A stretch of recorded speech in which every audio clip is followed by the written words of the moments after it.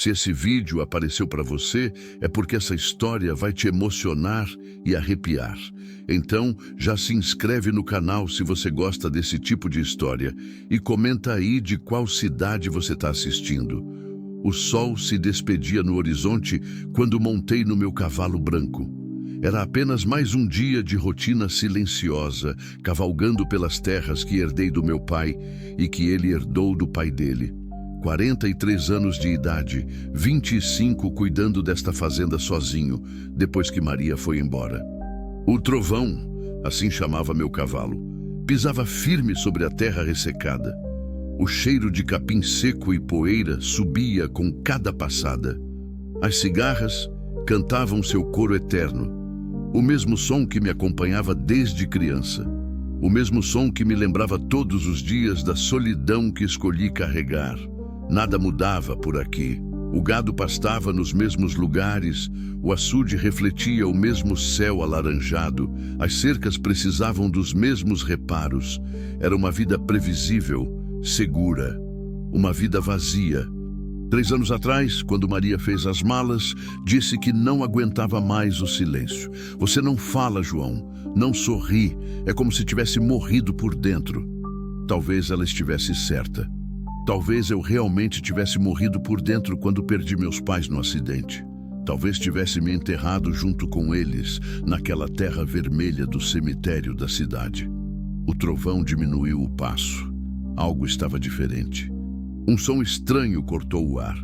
Galhos sendo esmagados, o arrastar pesado de algo se movendo entre o capim alto. Puxei as rédeas, atento. Meu coração acelerou sem motivo aparente. Foi então que vi. No chão, caída entre poeira e raízes secas, estava uma jovem, grávida, descalça. O vestido azul desbotado, rasgado em vários lugares, o corpo magro marcado pelo abandono. Estava desmaiada, completamente indefesa, a respiração fraca, levantando e abaixando o peito como um passarinho ferido. E lá, avançando lentamente em sua direção, uma cobra gigantesca. Sucuri, dessas grandes que matam por asfixia. A língua bifurcada cortava o ar, os olhos pequenos e frios fixos na presa frágil. O corpo grosso se movia em círculos lentos, calculado, pronto para o bote. Meu sangue gelou. Por um instante o mundo parou. Era a vida contra a morte bem na minha frente. Se eu não fizesse nada, em poucos segundos aquele ventre carregando uma nova vida seria destruído. A jovem nem saberia o que a matou. Desmaiada, indefesa, esquecida por Deus neste pedaço perdido do cerrado. Então algo dentro de mim rugiu. Algo que estava morto há muito tempo. Com um grito que rasgou o silêncio da tarde, fiz o trovão avançar. O animal branco cortou o campo como um raio, levantando nuvens de poeira vermelha, os cascos esmagando o chão ressecado com força de trovão verdadeiro. Minha mão foi ao laço pendurado na sela, movimento automático de anos de lida com o gado. O laço estalou contra a terra, vibrando no ar quente. A serpente recuou enfurecida, erguendo a cabeça em posição de ataque. Mas já era tarde. Num golpe certeiro, consegui laçá-la pelo meio do corpo e a arrastei para longe, o trovão galopando até a cobra desaparecer na mata fechada. Desmontei às pressas, as pernas tremendo não de medo, mas de algo que não sentia há anos. Adrenalina. Propósito. Corri até a jovem e ajoelhei ao seu lado. O corpo respirava fraco, mas estava vivo. Quando a toquei delicadamente no ombro, senti algo que me fez recuar. O ventre contraía em ondas dolorosas, ritmadas. Não era apenas desmaio, era trabalho de parto. Não, murmurou ela, ainda inconsciente, os lábios ressecados se movendo em súplica silenciosa. Não deixa ele morrer, por favor. Olhei ao redor. Estávamos no meio do nada. A cidade mais próxima ficava a 40 minutos de carro, e eu só tinha o cavalo. O sol já quase sumira. A escuridão chegando rápida, como sempre chega no interior. Sem tempo para pensar, peguei a jovem nos braços. Era leve demais, magra demais, a pele quente de febre. Levei-a para a sombra da maior árvore que encontrei. Um jatobá antigo que conhecia desde menino. Ali, sobre a terra áspera, ajoelhei-me novamente. Minhas mãos calejadas, acostumadas apenas com o peso da lida e a dureza do trabalho, se tornaram mãos de cuidado. Nunca havia feito parto humano, mas cresci na fazenda. Já ajudei égua, vaca, cabra. A vida é vida, pensei, e a vida quer nascer. O que aconteceu ali, naquelas horas que se seguiram, sob as primeiras estrelas da noite, foi algo que jamais esquecerei. Entre dor e esperança, entre medo e coragem, trouxe ao mundo um bebê saudável que chorou alto, rasgando o silêncio da fazenda como um milagre caído do céu. Quando a jovem abriu os olhos, eram castanhos, grandes, cheios de uma tristeza antiga. As lágrimas correram em alívio. Ela olhou para o filho nos meus braços, depois para mim. "Obrigada", sussurrou a voz rouca. "Obrigada por não me deixar morrer sozinha." Foi então que algo me chamou a atenção. Na luz fraca das estrelas, vi no ombro da criança uma marca de nascença clara, em forma de estrela pequena, mas perfeita. Meu coração parou. Lentamente, abri a camisa e olhei meu próprio ombro esquerdo. Lá estava, a mesma estrela, a mesma marca que minha mãe sempre dizia ser sinal de proteção. O destino, que minutos antes parecia pronto para esmagar a vida com o bote da serpente, agora mostrava que aquelas 3 existências estavam ligadas de uma forma que eu ainda não entendia. Olhei para a jovem que segurava o filho contra o peito e senti algo despertar dentro de mim. Algo que pensei ter perdido para sempre. O que começou como um encontro com a morte havia se transformado no início de uma nova vida. E eu, que acreditava estar condenado à solidão eterna, descobri naquele momento que talvez não precisasse mais caminhar sozinho. "Como você se chama?" perguntei baixinho. "Ana", ela respondeu, sorrindo pela primeira vez. "E você?" "João. E essa aqui é minha terra." Olhei para o bebê, depois para Ana, depois para o céu estrelado que nunca me pareceu tão imenso e cheio de possibilidades. Bem-vindos ao lar. A madrugada chegou com o cheiro de chuva no ar. Nuvens pesadas se acumulavam no horizonte, prometendo a primeira tempestade da estação. Acordei no sofá da sala, o corpo dolorido da noite mal dormida. Havia cedido minha cama para Ana e o menino, que ela decidiu chamar de Miguel. Me levantei devagar, tentando não fazer barulho. Pela fresta da porta do quarto, conseguia ver Ana amamentando o bebê. A cena me tocou de um jeito estranho.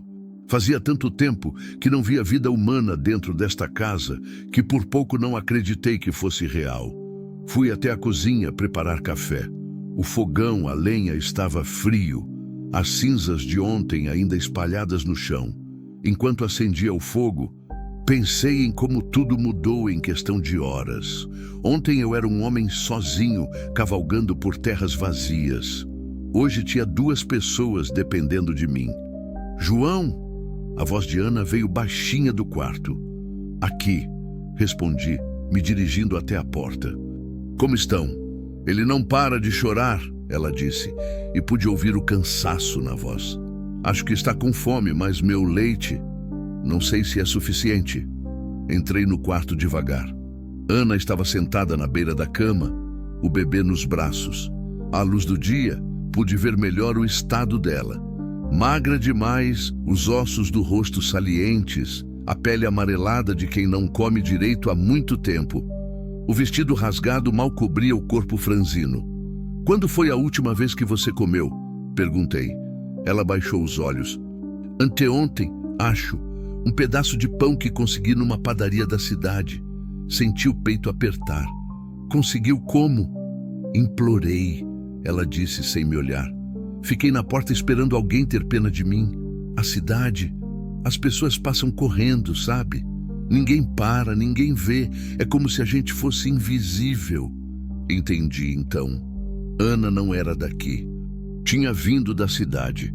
Provavelmente aquela confusão de prédios e carros que ficava a 1 hora daqui, onde fui algumas vezes comprar suprimentos e sempre saía com dor de cabeça do barulho e da pressa de todo mundo.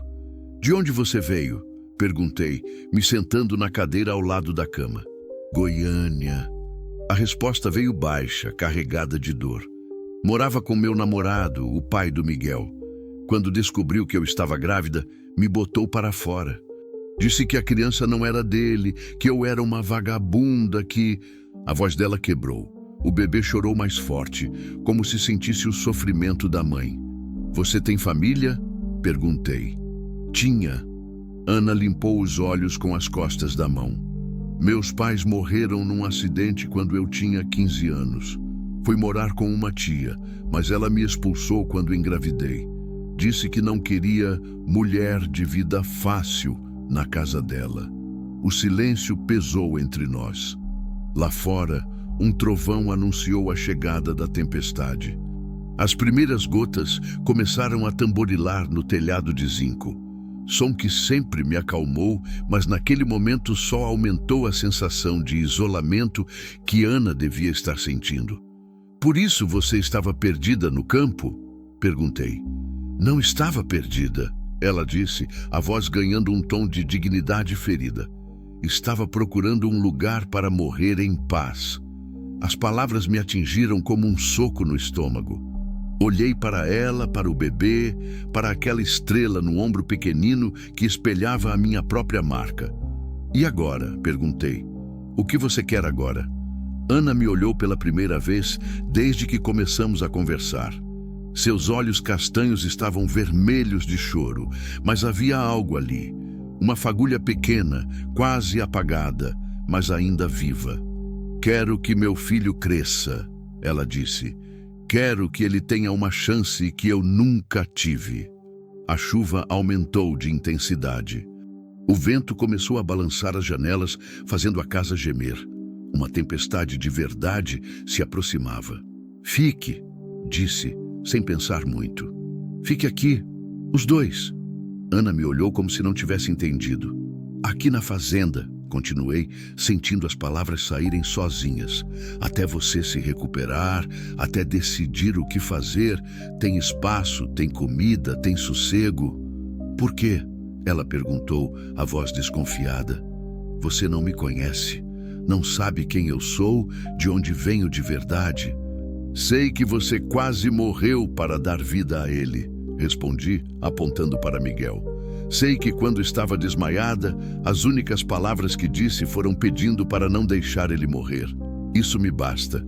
Ana ficou em silêncio por um tempo longo. O bebê havia parado de chorar e dormia nos braços dela. Lá fora, a tempestade ganhou força total. Raios iluminavam o quarto, seguidos de trovões que faziam a casa tremer. Eu não tenho nada para oferecer, ela disse finalmente. Não sei trabalhar no campo, não sei cozinhar direito, não sei... Sabe cuidar dele, interrompi olhando para Miguel. E isso já é mais do que eu sei fazer. Ela sorriu pela primeira vez desde que acordara. Um sorriso pequeno, tímido, mas genuíno. João, ela disse, por que você fez isso? Por que me salvou ontem? Era uma pergunta que eu mesmo vinha fazendo desde que acordei. Por que saí da minha rotina segura de solidão para ajudar uma desconhecida? Por que me importei? Não sei, respondi honestamente. Talvez porque reconheci alguma coisa em você, essa sensação de estar perdido no mundo. Você se sente perdido? Ela perguntou. Olhei pela janela. A chuva caía forte agora, transformando a terra seca em lama vermelha. O mesmo tipo de lama que cobriu o caixão dos meus pais 3 anos atrás. A mesma lama que Maria pisou quando foi embora, dizendo que não suportava mais a tristeza que eu carregava. Tem dias, admiti. Tem dias que acordo e não sei para quê. Cuido do gado, conserto as cercas, planto, colho, mas tudo parece vazio. Como se eu estivesse só passando o tempo até morrer. Ana assentiu devagar. É assim que me sentia na cidade, caminhando pelas ruas, vendo todo mundo correndo, ocupado com suas vidas, E eu ali, invisível, como se não existisse. E quando descobriu que estava grávida, aí tudo mudou, ela disse, olhando para Miguel com uma ternura que me fez lembrar da minha mãe. Porque ele ia existir, e se ele ia existir, eu também precisava existir, para ele. Ficamos em silêncio, ouvindo a chuva. Era um som bonito quando se estava em segurança. Um som que falava de renovação, de limpeza, de recomeço. João, Ana disse depois de um tempo, você disse que tem a mesma marca que o Miguel. Tenho. Abri a camisa e mostrei a estrela no meu ombro. Minha mãe dizia que era marca de proteção, que quem nasce com ela está destinado a proteger alguém. Ou a ser protegido, Ana completou, tocando delicadamente a marca no ombro do bebê. Pode ser. Ana se levantou devagar e foi até a janela. Ficou ali parada, observando a tempestade, o bebê ainda dormindo em seus braços. Sabe o que mais me doía na cidade? Ela disse, sem se virar. Não era só a fome, não era só o frio, era ver as pessoas. Ver como elas tinham pressa demais para olhar para os lados. Todo mundo correndo, todo mundo ocupado, todo mundo importante. E os esquecidos, os que precisam de ajuda, ficam invisíveis. É diferente aqui no campo, eu disse. Aqui a gente tem tempo para ver as coisas. Talvez tempo demais. Ou tempo suficiente. Ela retrucou, se virando para mim. Tempo suficiente para ver que uma jovem grávida estava morrendo no meio do nada e fazer alguma coisa a respeito. A chuva começou a diminuir. O vento acalmou e a casa parou de gemer. Através das nuvens, um pedaço de sol apareceu, criando um arco-íris fraco no horizonte. João, Ana disse, a voz mais firme agora. Se você deixar a gente ficar, eu prometo que vou aprender. Vou ajudar no que puder. Não quero ser peso morto. Não é sobre isso, respondi. É sobre ter companhia. É sobre... não sei. Sobre ter uma razão para acordar de manhã. Então somos dois perdidos que se encontraram. Ela disse, sorrindo de novo. 3, corrigi olhando para Miguel. E talvez ele seja o menos perdido de todos.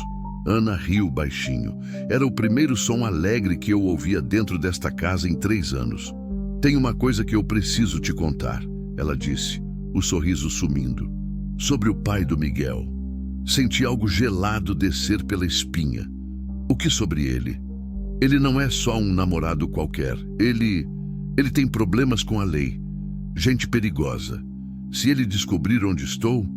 Um trovão distante ecoou, como se o céu estivesse alertando sobre tempestades maiores que ainda estavam por vir. Ele sabe que você estava grávida? Perguntei. Sabe. E sabe que a criança pode ser dele, mesmo negando. Se ele resolver procurar... Ana não terminou a frase, mas não precisava. Entendi que nossa tranquilidade talvez fosse temporária, que o perigo talvez estivesse apenas começando. Mas olhando para ela, para o bebê, para aquela estrela que conectava o destino de Miguel ao meu próprio destino, soube que não havia volta. Havíamos nos encontrado por uma razão. E qualquer tempestade que viesse, literal ou metafórica, enfrentaríamos juntos. Qual o nome dele? Perguntei. Márcio, ela respondeu. Márcio Santos. E João, ele não é do tipo que desiste fácil. Os dias que se seguiram passaram como um sonho estranho. Ana se recuperava devagar, ganhando cor no rosto e carne nos ossos com as refeições fartas que eu preparava. Miguel crescia visivelmente, o choro diminuindo conforme a mãe se fortalecia e o leite melhorava. Estabelecemos uma rotina silenciosa, quase tímida. Eu acordava antes do sol e cuidava do gado, enquanto Ana amamentava o bebê. Depois tomávamos café juntos na varanda, trocando poucas palavras, mas nos acostumando com a presença um do outro.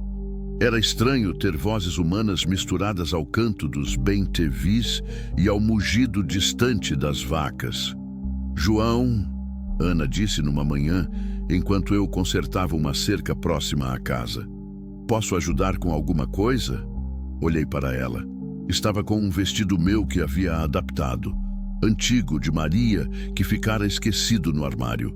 Ficava grande demais, mas a cor azul realçava seus olhos.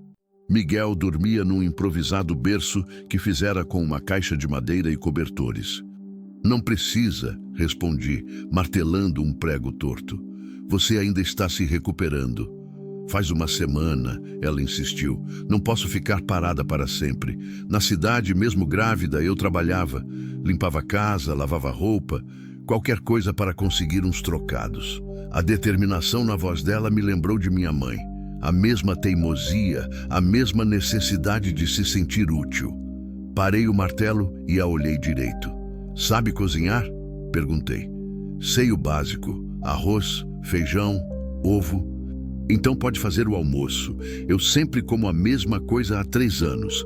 Arroz, feijão e carne frita. Está na hora de mudar. Ana sorriu. Um sorriso que estava ficando mais comum e que iluminava o rosto magro. Posso tentar fazer algo diferente. Tinha uma vizinha na cidade que me ensinou umas receitas. Voltei ao trabalho, mas fiquei observando ela entrar na casa. Havia algo reconfortante em saber que alguém estava lá dentro, movimentando-se pela cozinha, dando vida àqueles cômodos vazios. 2 horas depois, o cheiro que saiu da casa me fez parar o que estava fazendo. Não era o cheiro costumeiro da minha comida sem graça. Era algo novo, temperado, que fez meu estômago roncar de antecipação. Pronto, Ana anunciou quando entrei. Na mesa havia arroz com açafrão, feijão temperado com bacon, uma salada de tomate com cebola e um refogado de abóbora que fazia anos que não comia. Onde conseguiu abóbora? Perguntei impressionado. Vi umas plantas crescendo atrás da casa. Estavam abandonadas, mas ainda davam frutos. Ana segurava Miguel no colo, um braço livre para comer. Espero que não se importe. Era da Maria, eu disse, me servindo. Ela tinha uma horta pequena. Depois que foi embora, deixei tudo morrer. Provei a comida. O sabor explodiu na boca. Sal na medida certa, temperos que há muito não sentia. O gosto de comida feita com cuidado. Está muito bom, falei, e não era só educação. Minha mãe dizia que comida feita com pressa não alimenta a alma, Ana disse corada. Que tem que ter carinho na preparação. Comemos em silêncio confortável. Miguel dormia pacificamente e por alguns minutos esqueci de todas as preocupações. Era só nós 3, a comida gostosa e o som do vento nas árvores lá fora. João, Ana disse depois de um tempo, posso te fazer uma pergunta pessoal? Pode. Por que a Maria foi embora? A pergunta veio como um soco no estômago. Mas não senti raiva. Era natural que ela quisesse saber sobre a mulher que morou ali antes dela. Porque eu mudei, respondi depois de pensar. Depois que meus pais morreram, eu fechei. Parei de falar, de rir, de sonhar com qualquer coisa. Maria tentou me ajudar, mas eu empurrava ela para longe, até que ela cansou. Como eles morreram, acidente de carro. Voltavam da cidade numa noite de chuva, uma carreta que vinha na contramão. Parei, sentindo a garganta apertar. Maria estava comigo no hospital quando os médicos deram a notícia. Ela tentou me consolar, mas eu não deixei. Fechei o coração para todo mundo. Ana assentiu devagar. E agora? Agora o quê? Você ainda está fechado? Olhei para ela, para Miguel, para a mesa com o resto da melhor refeição que fizera em anos. Acho que não, admiti. Acho que vocês estão abrindo alguma coisa em mim. Ana sorriu de novo, mas dessa vez havia tristeza nos olhos. João, eu preciso te contar mais sobre o Márcio. Meu corpo se enrijeceu instantaneamente. Que mais? Ele não é só perigoso. Ele é obcecado. Quando quer alguma coisa, não para até conseguir. E eu acho... Ela parou, olhou para Miguel, depois para mim. Eu acho que ele vai me procurar. Por que tem tanta certeza? Porque antes de me expulsar de casa, ele disse uma coisa. Disse que se a criança nascesse parecida com ele ia buscar, para criar do jeito certo, como ele falou. Senti um frio na barriga. E Miguel se parece com ele?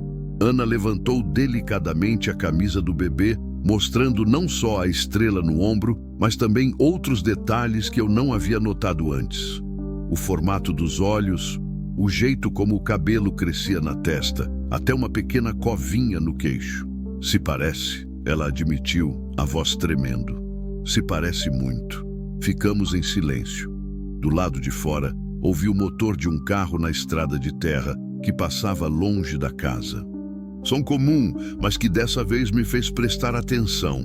Ana, eu disse devagar, você contou para alguém que estava grávida? Além do Márcio? Para minha tia, mas ela não fala comigo desde que me expulsou. E amigos, vizinhos? Ana pensou por um momento. Tinha uma amiga, a Cleusa, trabalhávamos juntas limpando escritórios. Ela sabia que eu estava grávida, sabia do Márcio. Ela saberia onde você está agora? Não, ninguém sabe. Eu simplesmente desapareci. Ana me olhou e vi medo nos olhos dela pela primeira vez desde que acordara. Por que está perguntando isso? Não respondi imediatamente. Levantei e fui até a janela da frente, olhando a estrada de terra que serpenteava entre os pastos. Estava vazia, mas algo no ar me deixava inquieto. Uma sensação que aprendi a confiar depois de anos cuidando de gado. A mesma sensação que me alertava quando uma tempestade vinha chegando ou quando algo ameaçava o rebanho. João? Ana insistiu. O que está acontecendo? Talvez nada, eu disse, mas continuei observando a estrada. É só que...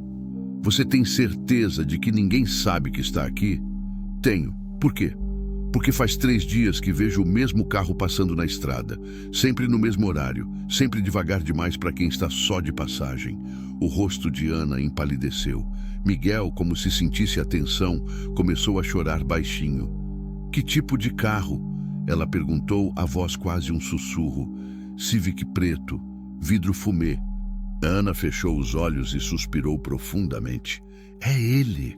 Márcio tem um Civic preto. Senti o mundo virar de cabeça para baixo. Como ele poderia ter descoberto onde você está? Não sei, Ana disse, a voz subindo 1/8. Eu não contei para ninguém, eu juro. Miguel chorou mais alto, assustado com o tom da mãe. Ana o pegou no colo, balançando nervosamente. Calma, eu disse, mais para mim mesmo que para ela. Vamos pensar. Se ele soubesse com certeza onde você está, já teria aparecido aqui, não é? O fato de estar só passando na estrada significa que está procurando. Mas se ele está procurando, é questão de tempo até... Até nada, interrompi, sentindo uma determinação crescer dentro de mim. A mesma determinação que me fez enfrentar a cobra 1 semana atrás. Esta é minha terra, minha casa, e vocês estão sob minha proteção. Ana me olhou como se fosse a primeira vez que me via. João, você não entende. O Márcio não é só uma pessoa ruim. Ele tem amigos, tem armas, tem... E eu tenho 25 anos cuidando desta terra, retruquei. Conheço cada trilha, cada esconderijo, cada pedaço de mato. Se ele vier aqui, vai estar em desvantagem. Um novo som cortou o ar. O motor do mesmo carro, mais próximo desta vez. Fui até a janela e vi o Civic preto passando lentamente, o motorista claramente observando a casa. É ele? Perguntei. Ana se aproximou da janela, mantendo-se escondida atrás da cortina. Olhou por alguns segundos e assentiu, o rosto branco como papel. É o Márcio. O carro desacelerou ainda mais quando passou em frente ao portão da fazenda, mas não parou. Continuou estrada afora, desaparecendo atrás de uma curva. Ele me viu? Ana perguntou tremendo. Não sei, mas agora temos certeza. Ele está procurando. Ana se deixou cair numa cadeira, Miguel ainda chorando em seus braços. O que a gente vai fazer, João? Ele não vai desistir. Quando quer alguma coisa, não vai conseguir, eu disse, surpreendido pela firmeza na minha própria voz. Não vou deixar. Mas, Ana, me ajoelhei na frente dela, segurando suas mãos que tremiam. Você me devolveu a vida. Me fez lembrar do que é cuidar de alguém, do que é ter um propósito. Acha que vou deixar qualquer pessoa tirar isso de mim? Tirar vocês de mim? Ana me olhou nos olhos. Havia lágrimas ali, mas também algo mais. Esperança. O que você está dizendo? Estou dizendo que essa história de vocês ficarem aqui temporariamente acabou. Vocês são minha família agora, e eu protejo minha família.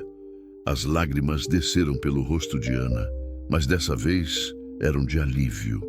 Miguel parou de chorar, como se entendesse que estava seguro. João, ela sussurrou, você tem certeza?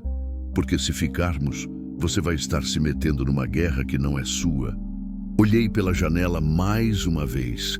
A estrada estava vazia, mas sabia que o Civic voltaria. Hoje, amanhã, semana que vem, mas voltaria. Agora é minha guerra também, respondi, e eu pretendo vencer. Naquela tarde, comecei a fazer planos. Verifiquei a cerca, testei as fechaduras, organizei ferramentas que poderiam servir como armas se necessário. Ana me observava trabalhar, Miguel no colo, e pela primeira vez desde que chegara, vi determinação em seu rosto em vez de apenas medo. Quando o sol começou a se pôr, nos sentamos na varanda. O silêncio do campo era reconfortante, mas agora também estava carregado de tensão. João, Ana disse, se algo acontecer comigo, não vai acontecer. Mas se acontecer, ela insistiu, promete que vai cuidar do Miguel? Que vai criá-lo como se fosse seu filho? Olhei para o bebê dormindo em seus braços, para aquela estrela no ombro que espelhava a minha, e senti algo se encaixar no lugar dentro do meu peito. Prometo, disse, mas não vai ser necessário, porque vocês dois vão ficar aqui comigo, para sempre. Ana sorriu através das lágrimas. Para sempre é muito tempo.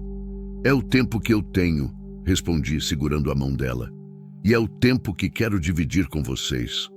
Lá longe, o motor de um carro ecoou na estrada.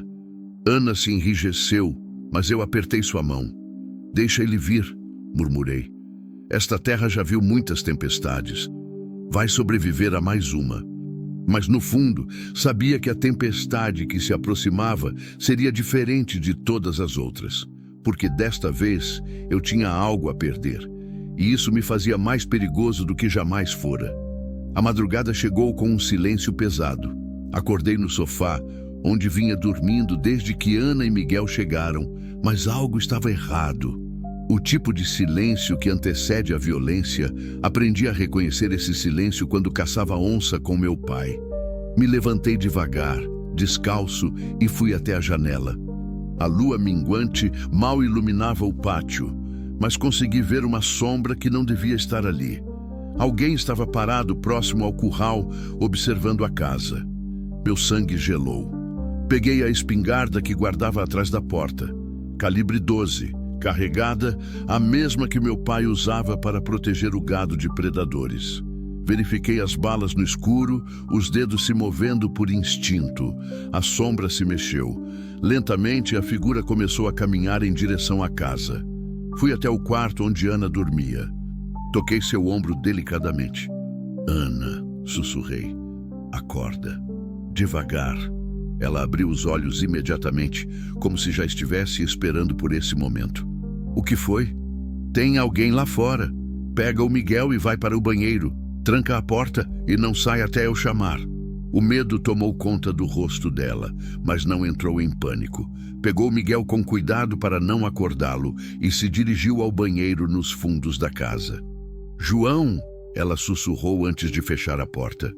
Cuidado. Voltei para a sala e me posicionei ao lado da janela. A figura estava mais próxima agora. Um homem alto, ombros largos, caminhando com a confiança de quem não esperava resistência. Quando ele chegou próximo à varanda, consegui ver o rosto à luz da lua. Cabelo escuro, cavanhaque, uma cicatriz na testa. Era exatamente como Ana havia descrito, Márcio Santos. Ele subiu os degraus da varanda devagar, testando cada tábua. Chegou até a porta e ficou parado ali, ouvindo. Depois, para minha surpresa, bateu na porta. 3 batidas firmes, controladas. Ana!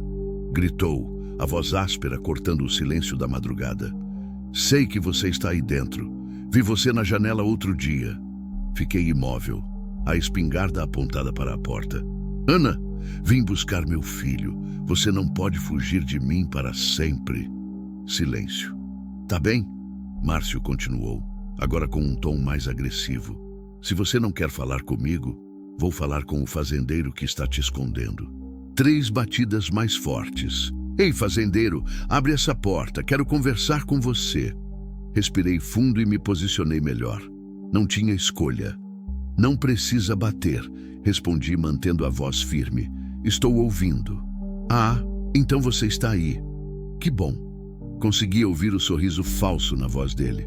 Abre a porta, cara, só quero conversar. Podemos conversar assim mesmo. Não, não podemos. A voz perdeu toda a falsa cordialidade. Abre essa merda de porta agora ou eu vou derrubar. A porta fica fechada, respondi. E você sai da minha propriedade, agora. Uma risada seca. Sua propriedade? Cara, você não faz ideia de quem você está mexendo. Eu vim buscar o que é meu.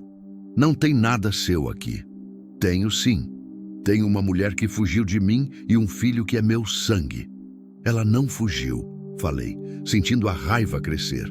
Você expulsou ela, grávida, doente, sem ter onde ir. Que tipo de homem faz isso? O tipo de homem que não aceita ser enganado.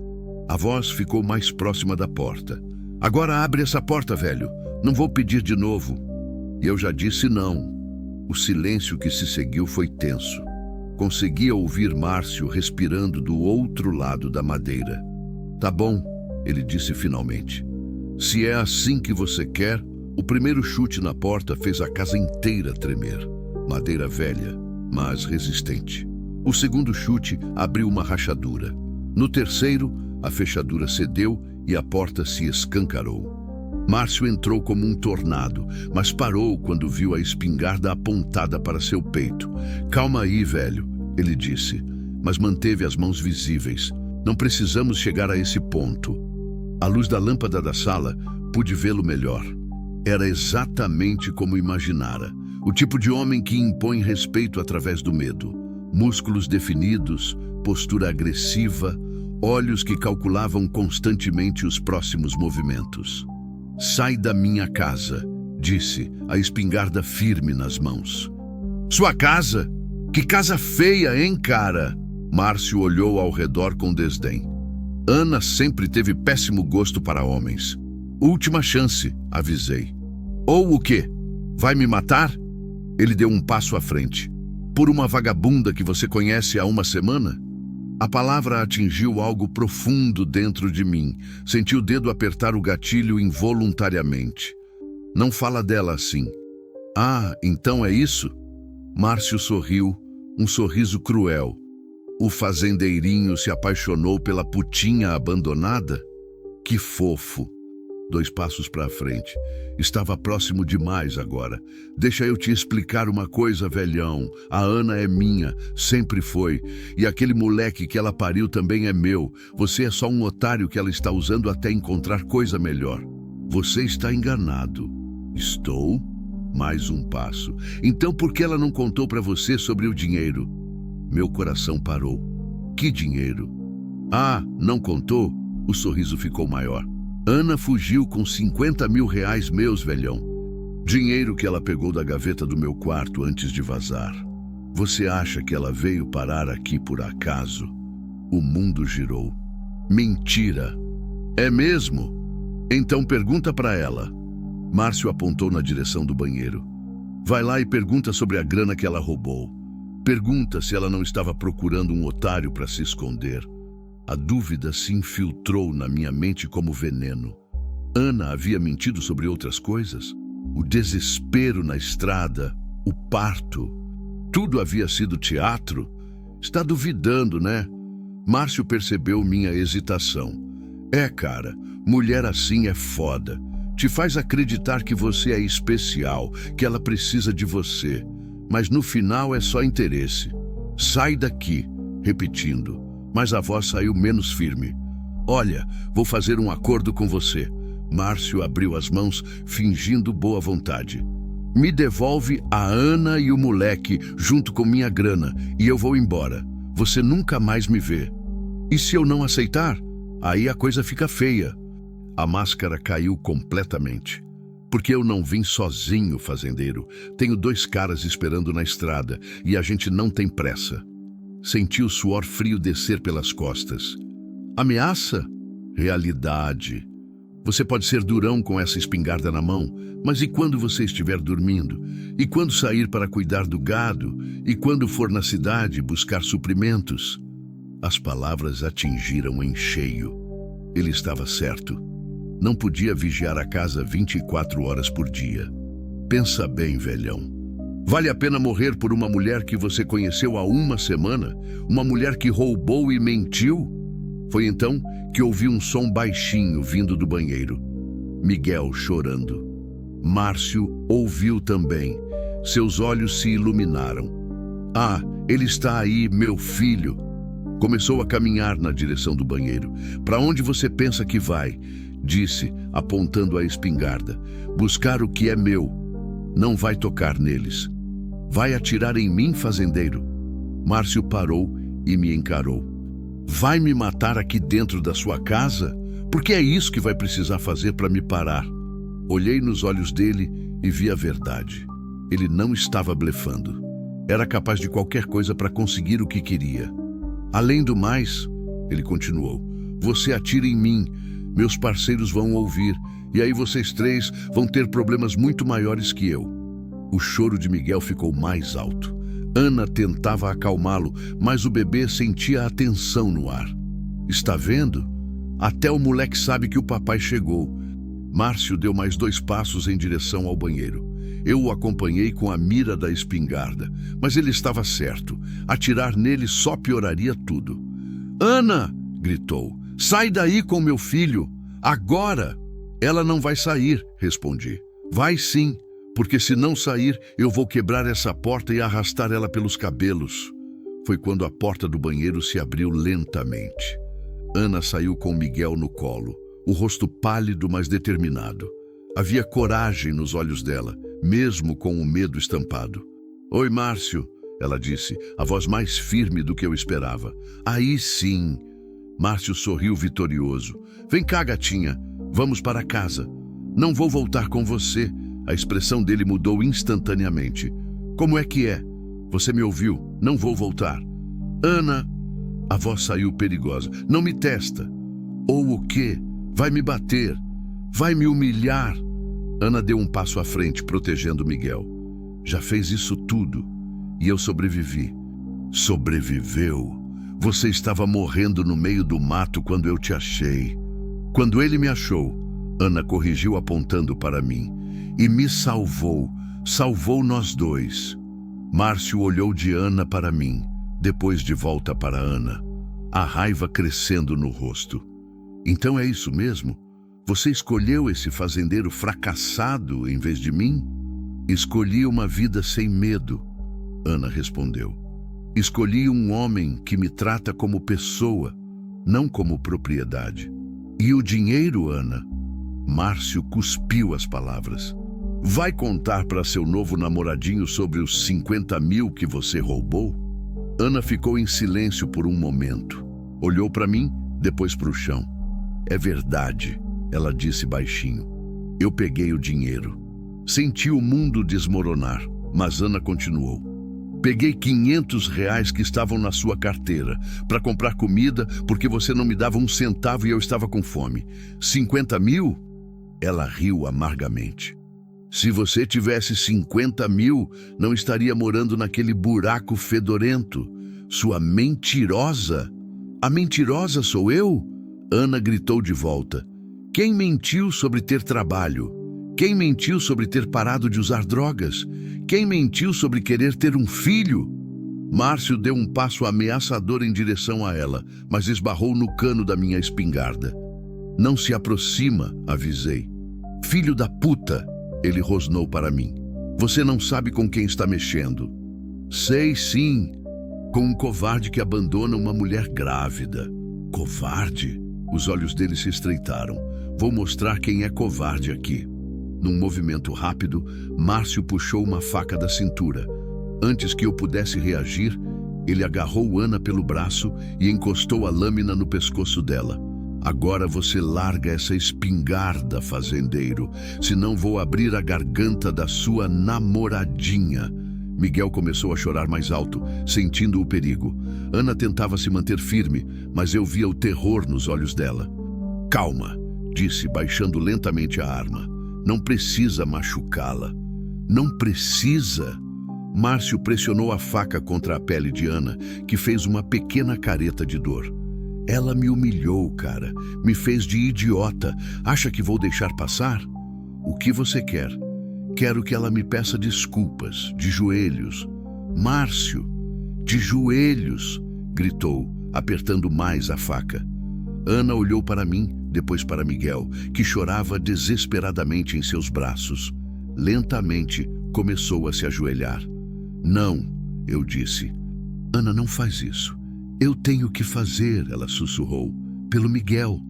Isso mesmo, Márcio sorriu. Pelo moleque. Agora fala.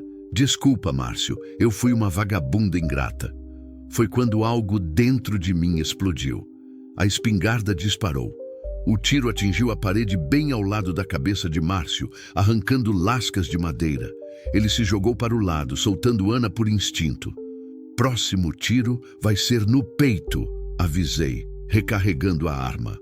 Márcio se levantou, a faca ainda na mão, mas agora havia incerteza nos olhos. Você não tem coragem, ele disse, mas a voz saiu menos convicta. Quer testar? Ficamos nos encarando. O cheiro de pólvora queimada encheu a sala. Miguel chorava. Ana se levantava devagar, livre da faca. Isso não acabou. Márcio disse finalmente, recuando em direção à porta. Vocês não podem se esconder para sempre. Não estamos nos escondendo, respondi. Esta é nossa casa. Sua casa? Vai ver por quanto tempo. Ele chegou à porta, mas antes de sair, olhou uma última vez para Ana. Você vai se arrepender, Ana. Vai ver que tipo de vida esse fazendeiro pode te dar. E quando você quiser voltar, talvez eu não aceite mais. Nunca vou querer voltar, Ana respondeu, a voz firme apesar das lágrimas nos olhos. Márcio riu e desapareceu na escuridão. Fiquei parado, a espingarda ainda apontada para a porta, até ter certeza de que ele havia ido embora. Só então me virei para Ana. Ela estava tremendo, Miguel ainda chorando em seus braços. Está machucada? Perguntei. Não, só um arranhão. Ela tocou o pescoço onde a faca havia pressionado. Ana, sobre o dinheiro. Era mentira, ela disse rapidamente. Ou quase. Eu peguei dinheiro sim, mas não era muito, e só porque estava desesperada, com fome. Não importa, interrompi, e percebi que era verdade. Não importa o que você fez antes de chegar aqui. Importa quem você é agora. Ana começou a chorar, lágrimas de alívio, de medo, de gratidão. João, obrigada. Se você não tivesse, não precisa agradecer. Somos família, lembra? Ela sorriu através das lágrimas. Miguel finalmente se acalmou, como se entendesse que o perigo havia passado. Mas enquanto consolava Ana, eu sabia que Márcio havia falado a verdade sobre uma coisa. Isso não havia acabado. Ele voltaria. E da próxima vez, viria preparado.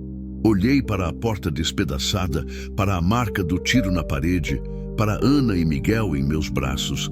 A guerra havia começado oficialmente, e eu pretendia vencê-la. O sol nasceu encontrando a gente ainda acordados. Ana estava sentada na cozinha, Miguel no colo, olhando pela janela com os olhos inchados de tanto chorar. Eu havia passado a madrugada consertando a porta e verificando todas as janelas, a espingarda sempre ao alcance das mãos. O café esfriou na mesa. Nenhum de nós conseguia comer. João, Ana disse pela primeira vez em horas, eu entendo se você quiser que a gente vá embora. Parei de martelar o último prego na porta e a olhei. Por que eu ia querer isso? Porque agora você sabe. Sua voz saiu fraca, carregada de vergonha. Sabe que eu roubei, que menti, que o quê? Larguei o martelo e me sentei à mesa. Que você pegou o dinheiro de um homem que te tratava como lixo, que fugiu de uma situação onde você e seu filho iam morrer. Mas eu menti para você. Quando contei minha história, não falei sobre o dinheiro. Ana, peguei suas mãos, que tremiam como folhas no vento. Você acha que eu me importo com R$ 500 que você pegou para sobreviver? Mas você acha que isso muda alguma coisa do que sinto por você, por vocês dois? Ana me olhou, procurando mentiras nos meus olhos. Não encontrou nenhuma. Por que você é assim? Ela perguntou confusa. Por que me aceita mesmo sabendo que eu não sou perfeita? A pergunta me atingiu de um jeito inesperado. Me fez pensar no meu próprio passado, nas minhas próprias feridas que nunca cicatrizaram direito. Porque eu também não sou perfeito, respondi depois de um tempo. E porque aprendi que julgar as pessoas pelos erros que cometem é mais fácil que tentar entender por que elas os cometeram. Como assim? Me levantei e fui até a janela. Lá fora, o gado pastava tranquilo, alheio ao drama humano que havia acontecido na casa. A normalidade da cena contrastava com a tempestade que sentia por dentro. Tem coisas sobre mim que você não sabe, comecei. Sobre por que a Maria realmente foi embora. Ana ficou em silêncio, esperando. Quando meus pais morreram, eu me perdi completamente. Não foi só tristeza, Ana. Foi raiva. Muita raiva. Raiva de quê? De tudo. De Deus, do destino, da vida injusta. Encostei a testa no vidro frio da janela, mas principalmente de mim mesmo. Por quê? As palavras travaram na garganta. Era a primeira vez que ia contar isso para alguém. Porque eu devia estar no carro com eles naquele dia. Ana suspirou baixinho, mas não disse nada. Era aniversário da minha mãe. Eles tinham ido na cidade comprar uma televisão nova de presente para ela. Me chamaram para ir junto, mas eu estava ocupado consertando uma cerca. Disse que era mais importante que comemoração boba. A lembrança veio nítida como se fosse ontem. Meu pai parado na porta da casa, as chaves do carro na mão. Vem com a gente, João. Sua mãe quer escolher a TV junto com você. E eu, teimoso, orgulhoso. Tenho trabalho para fazer, pai. Vão vocês. Se eu tivesse ido, continuei, a voz engasgada. Se eu tivesse estado no carro, talvez o acidente não tivesse acontecido. Talvez eu pudesse ter evitado de algum jeito. Ou talvez eu tivesse morrido junto com eles, que era o que eu merecia. João, não fala assim. É verdade, Ana. Escolhi o trabalho em vez da família. Escolhi a cerca em vez do aniversário da minha mãe. E eles morreram sozinhos, sem mim, pensando que o filho deles era um ingrato. Me virei para Ana e vi lágrimas nos olhos dela. Foi isso que me quebrou. Não foi só a morte deles, foi a culpa. Foi saber que eu podia ter estado lá, que devia ter estado lá. E a Maria? A Maria tentou me ajudar. Deus sabe como ela tentou. Me abraçava quando eu gritava no meio da noite, me escutava quando eu falava mal de mim mesmo, ficava do meu lado quando eu quebrava tudo na casa de raiva. Peguei uma foto velha que ficava em cima da geladeira. Eu, Maria e meus pais numa festa junina do ano anterior ao acidente. Todos sorrindo, felizes, sem saber que a tragédia estava tão próxima. Mas eu afastei ela. A cada gesto de carinho, eu rejeitava.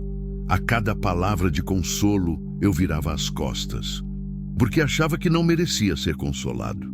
Por que você achava isso? Porque bons filhos não colocam trabalho acima da família. Bons filhos não deixam os pais morrerem sozinhos. A foto tremeu nas minhas mãos. Eu me convenci de que era um egoísta, um filho ruim, um homem que não merecia amor. E ela cansou. Ela cansou. Coloquei a foto de volta no lugar. No dia que ela foi embora, disse uma coisa que nunca esqueci. João, eu não posso amar você mais do que você se ama. E você não se ama nada. Ana se levantou e veio até mim, Miguel ainda no colo. Ficou ali parada, me olhando com uma compreensão que não esperava encontrar.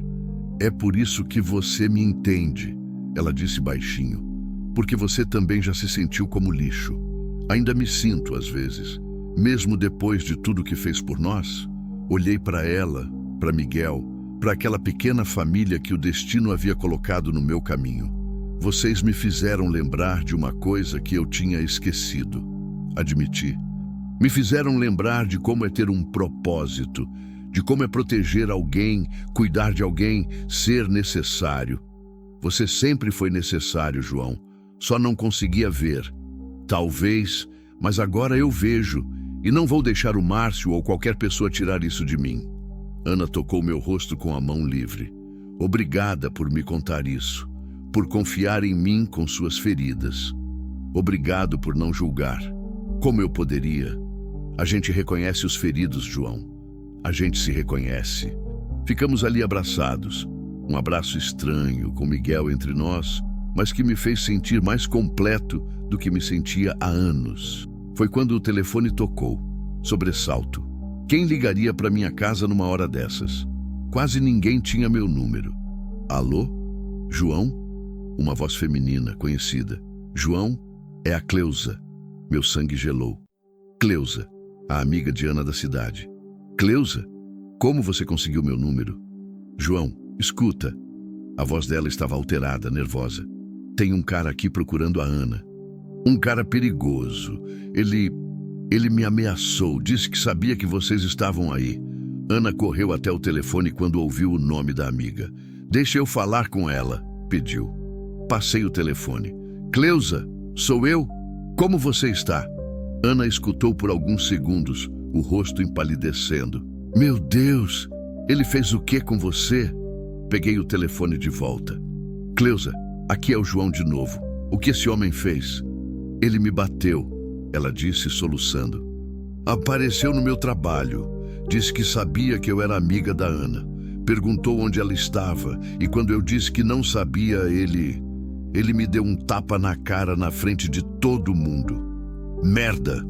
João, ele sabe onde vocês estão. Disse que tem gente observando a fazenda, que é só questão de tempo até... A Linha morreu.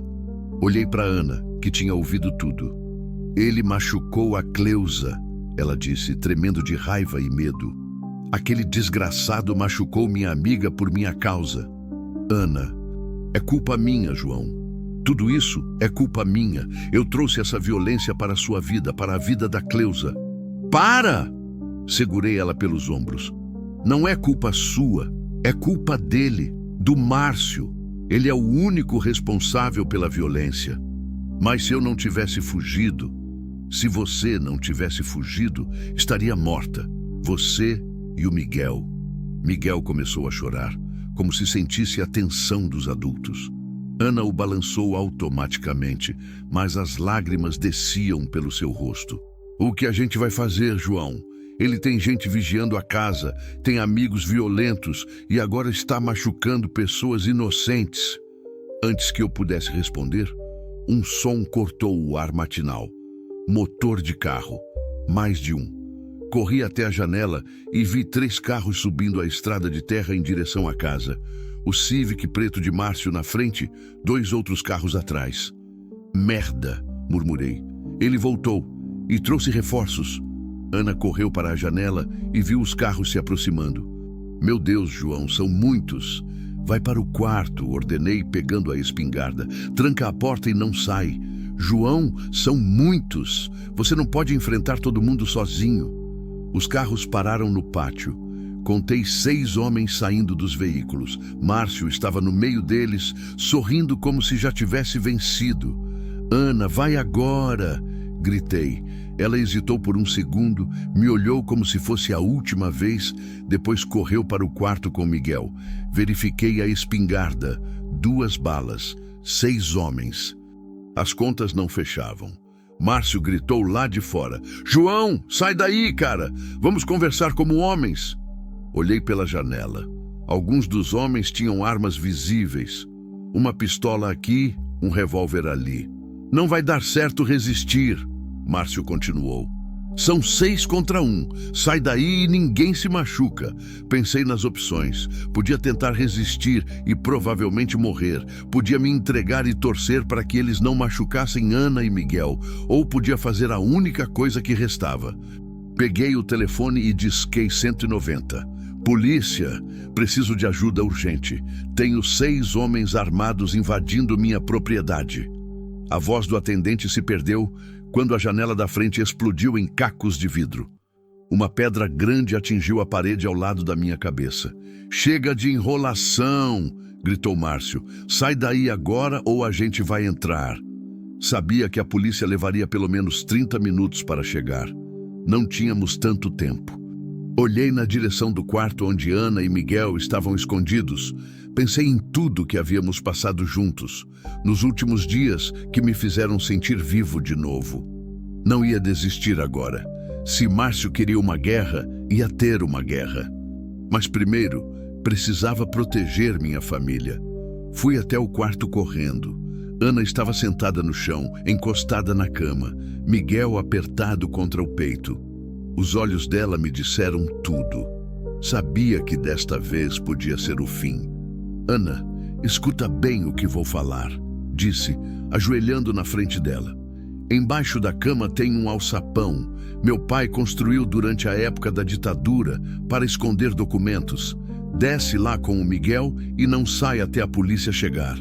João, não! Escuta! Segurei o rosto dela entre as mãos. Se alguma coisa acontecer comigo, você pega aquele dinheiro que está na lata de biscoito da cozinha, pega o carro e vai embora. Vai para outro estado, muda de nome, recomeça. Não vou deixar você morrer. Não vou morrer. Menti. Mas se morrer, você promete que vai cuidar do Miguel, que vai dar para ele a vida que ele merece? As lágrimas corriam pelo rosto dela. Prometo. Mas você também promete uma coisa. O quê? Promete que vai lutar para voltar para nós. Promete que não vai se entregar. Beijei a testa dela. Um beijo suave que tentava carregar todo o amor que sentia e não tinha tempo para expressar. Prometo. Ajudei Ana a levantar o alçapão. Embaixo havia um espaço pequeno, mas suficiente para ela e o bebê. Antes de descer, ela me olhou uma última vez. João, eu te amo. As palavras atingiram meu coração como um soco. Eram as primeiras vezes que ela dizia isso e talvez fossem as últimas que eu ouviria. Eu também te amo, respondi sem hesitar. Amo vocês dois mais que minha própria vida. Ana desceu para o esconderijo com Miguel. Fechei o alçapão e puxei a cama por cima. Lá fora, Márcio gritava. Último aviso, fazendeiro! Sai daí ou a gente vai explodir essa casa! Voltei para a sala, a espingarda nas mãos. 2 balas, 6 homens. As contas continuavam não fechando, mas talvez não precisassem fechar. Talvez bastasse causar dano suficiente para eles desistirem. Ou talvez não. Márcio! Gritei de volta. Vocês estão invadindo propriedade privada. A polícia já está vindo. Polícia? Ele riu alto. Cara, você acha que a gente tem medo de polícia do interior? Esses caras nem arma direita têm. Ele estava certo. A polícia da região era limitada, mal equipada. Se esses homens realmente eram criminosos experientes? Além do mais, Márcio continuou. A gente só quer a Ana e o moleque. Entrega eles e você fica vivo. Todo mundo ganha. Vai se fuder, respondi. Tá bom, você escolheu. O primeiro tiro atingiu a parede da sala, abrindo um buraco do tamanho de um punho. Depois outro. E outro. Me abaixei atrás do sofá. Os tiros vinham de várias direções. Eles haviam se espalhado ao redor da casa.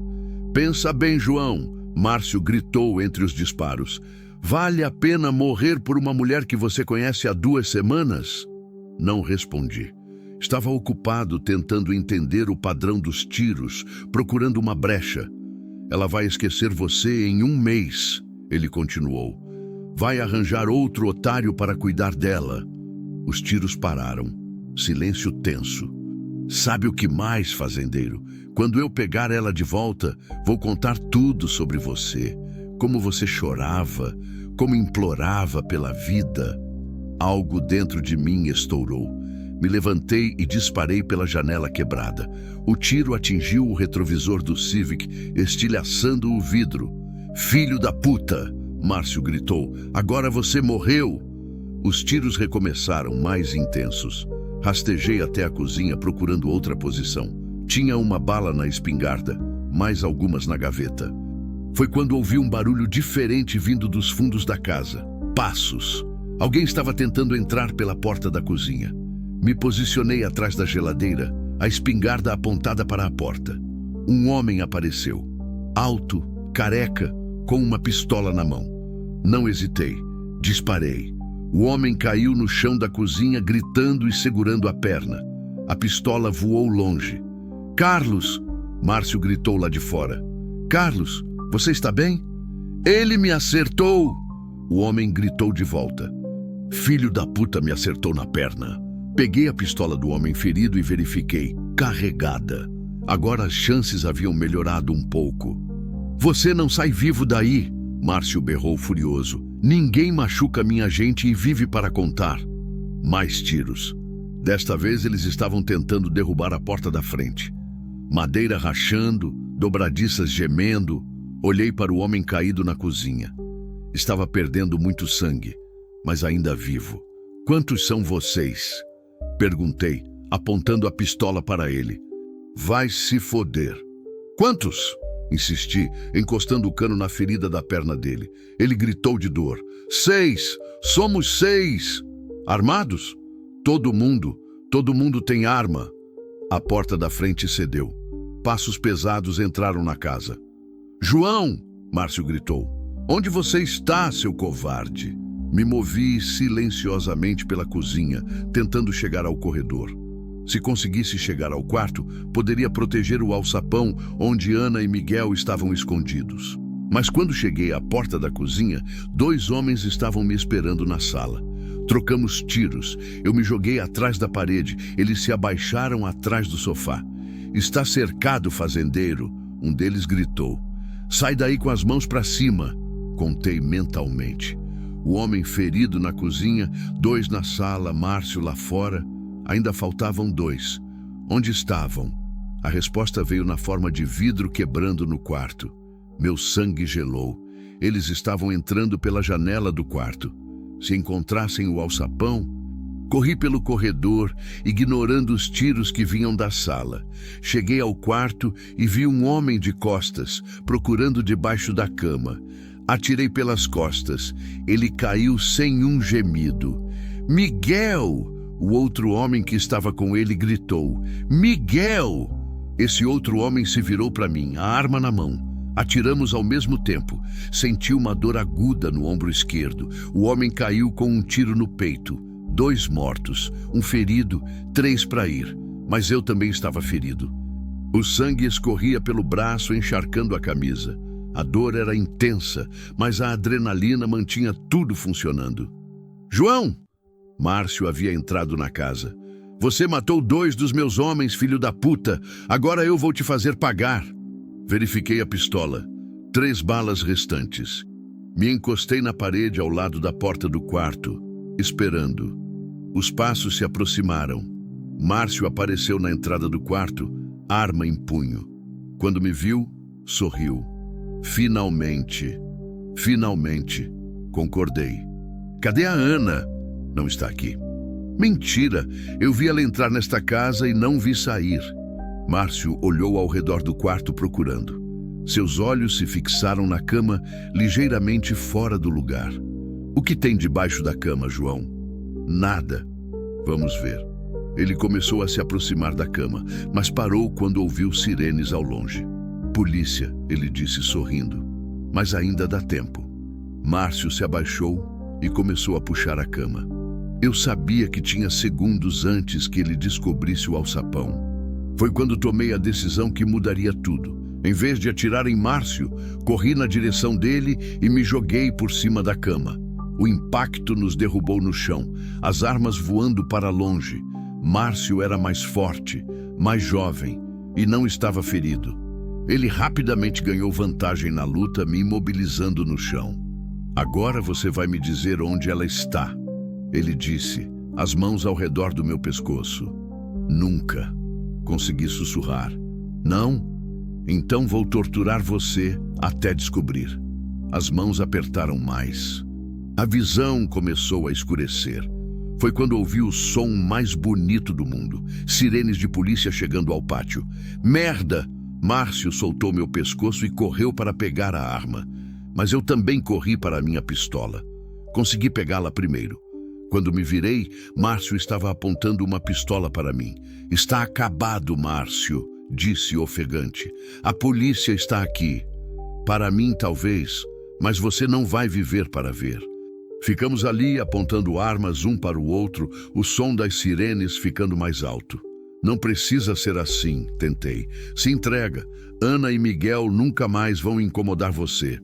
Não é sobre eles incomodarem, Márcio respondeu. É sobre ninguém me fazer de idiota e sair impune. Vozes de policiais gritando lá fora. Polícia! Saiam com as mãos para cima! Última chance, ofereci. Larga a arma. Márcio sorriu. Você primeiro. Vi nos olhos dele que não havia negociação possível. Ele ia atirar independente de qualquer coisa. Foi quando Ana apareceu na porta do quarto. Para! Ela gritou. Para com isso! Tanto eu quanto Márcio nos viramos para ela surpresos. Ana, volta para o esconderijo! Gritei. Não! Ela entrou no quarto, Miguel no colo. Chega de violência! Chega! Ana! Márcio disse baixando ligeiramente a arma. Gatinha, você veio? Vim acabar com isso. Ela respondeu, firme. Márcio, você quer o Miguel? Quer ele crescer vendo o pai como um assassino? Quer que a primeira lembrança do seu filho seja você matando alguém? Márcio hesitou. Pela primeira vez, desde que tudo começou, vi incerteza nos olhos dele. Olha para ele. Ana continuou, levantando Miguel para que Márcio pudesse ver. Olha para seu filho. É isso que você quer que ele veja? Miguel escolheu aquele momento para abrir os olhos. Grandes, castanhos, inocentes. Olhou diretamente para Márcio. Por um segundo, algo mudou no rosto do homem. Uma sombra de humanidade, de dúvida. Foi o segundo que eu precisava. Atirei. O tiro atingiu o ombro de Márcio, fazendo-o soltar a arma e cair no chão. Não foi um tiro para matar, foi um tiro para parar. Polícia! Mãos para cima! 3 policiais invadiram o quarto, armas em punho. Larguei imediatamente minha pistola e levantei as mãos. Ele está ferido, disse, apontando para Márcio. Precisa de atendimento médico. Você também. Um dos policiais notou o sangue no meu ombro. Ambulância já está vindo. Ana correu até mim, Miguel ainda no colo. João, você está bem? Estou. Menti. A dor estava aumentando conforme a adrenalina diminuía. Vocês estão bem? Estamos. Graças a você. Olhei para Márcio sendo algemado no chão. Ele me fitou com ódio puro, mas havia algo mais. Derrota. Sabia que tinha perdido. Isso não acabou, ele murmurou quando os policiais o levantaram. Acabou sim, respondi. Você perdeu. Enquanto a ambulância cuidava do meu ferimento e os policiais faziam perguntas, Ana permaneceu ao meu lado. Miguel dormia pacificamente em seus braços, alheio ao caos que havia acontecido ao redor dele. João, Ana disse baixinho, o que você fez? Se jogou na frente dele para me proteger. Era minha obrigação. Não era, era uma escolha. E você escolheu arriscar sua vida por nós. Olhei para ela, para Miguel, para a casa danificada, que em poucas semanas se tornara mais lar do que fora em anos. Foi a escolha mais fácil da minha vida, disse. Ana sorriu através das lágrimas. Agora, a gente pode recomeçar de verdade? Agora a gente pode recomeçar de verdade, confirmei.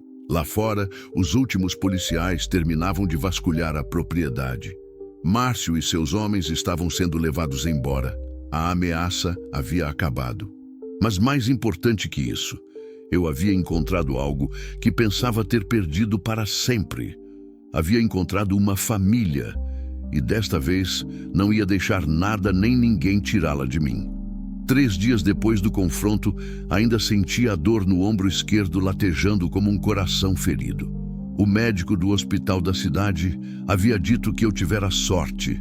A bala passou de raspão, danificando músculos, mas sem atingir ossos ou artérias importantes. 15 pontos, tipóia por 2 semanas e eu estaria novo. Mas as cicatrizes que não se viam eram mais complicadas de curar. Ana estava na cozinha preparando o almoço quando o som de um carro na estrada me fez tensionar automaticamente.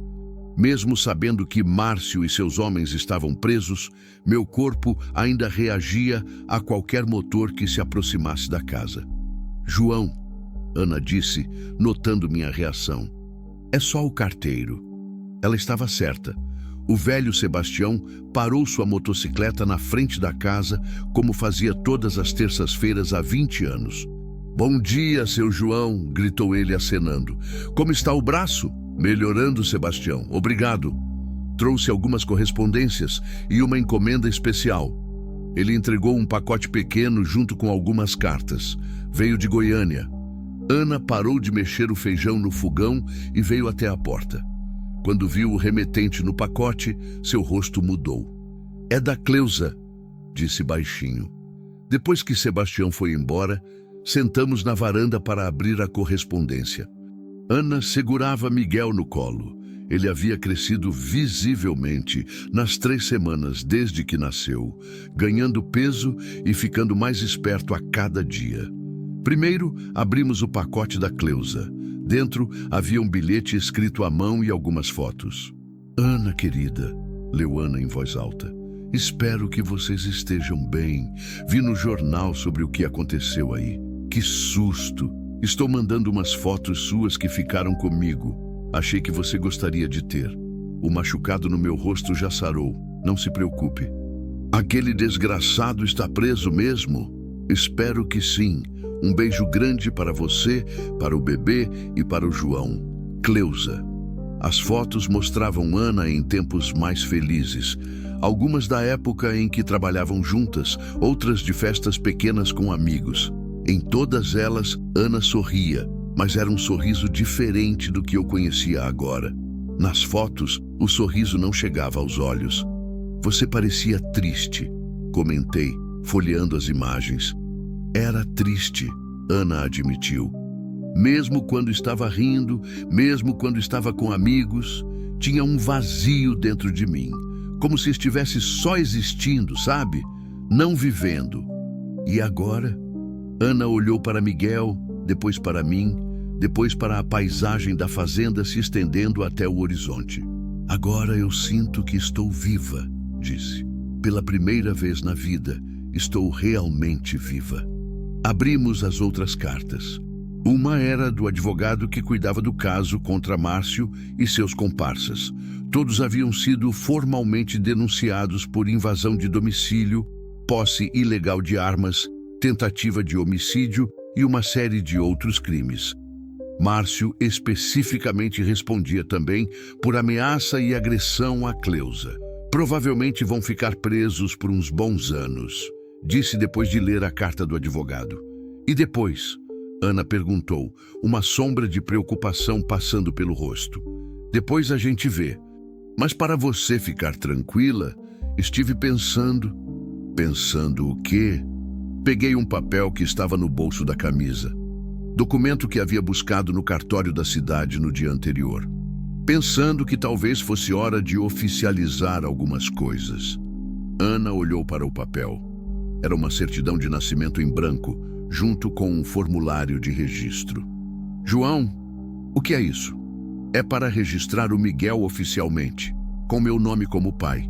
O silêncio que se seguiu foi pesado. Ana olhou para mim como se não tivesse entendido. "Você quer adotar o Miguel?" "Quero dar a ele o que ele merece. Um pai que vai estar presente, que vai protegê-lo, que vai amá-lo incondicionalmente." Toquei delicadamente a marca de estrela no ombro do bebê. "Além do mais, a gente já descobriu que o destino nos conectou de um jeito especial." As lágrimas começaram a descer pelo rosto de Ana. João, você tem certeza? Porque uma vez que você assinar isso, ele vai ser seu filho para sempre. Não vai ter volta. É exatamente por isso que quero assinar.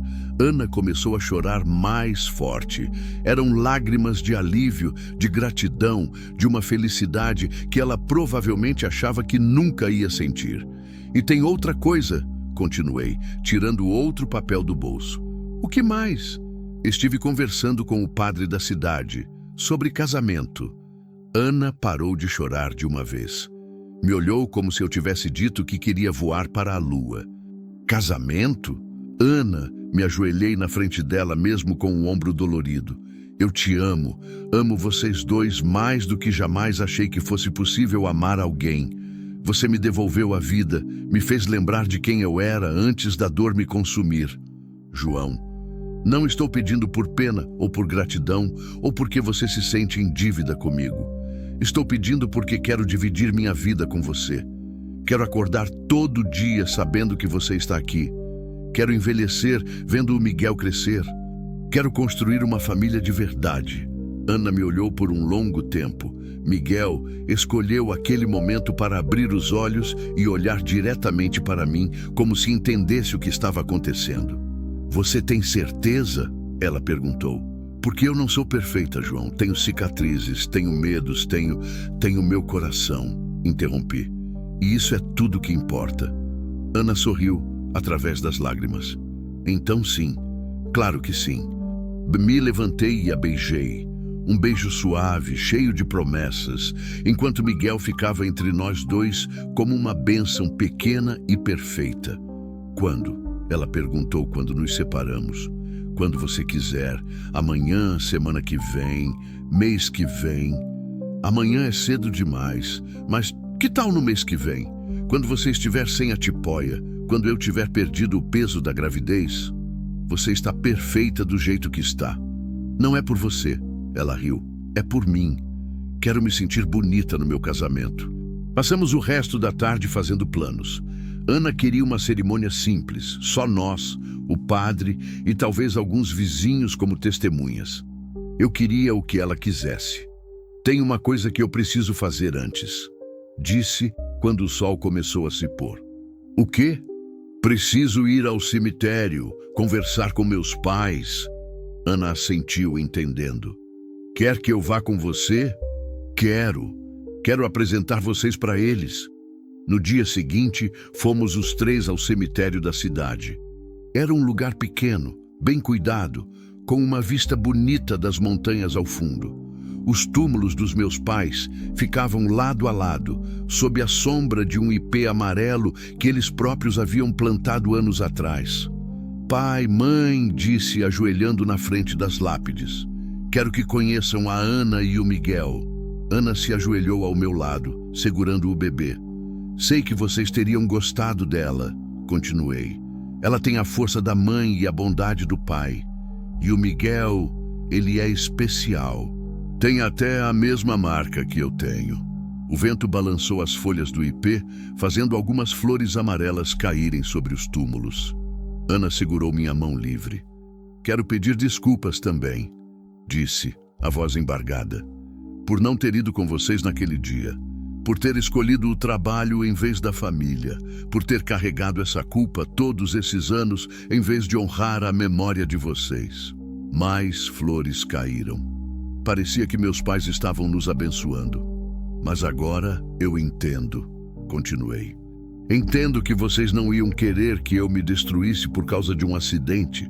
Iam querer que eu fosse feliz, que construísse uma família, que amasse e fosse amado. Ana apertou minha mão. Então é isso que vou fazer. Vou cuidar da Ana e do Miguel como vocês cuidaram de mim. Vou dar para eles o amor que vocês me deram e vou ser o homem que vocês me ensinaram a ser.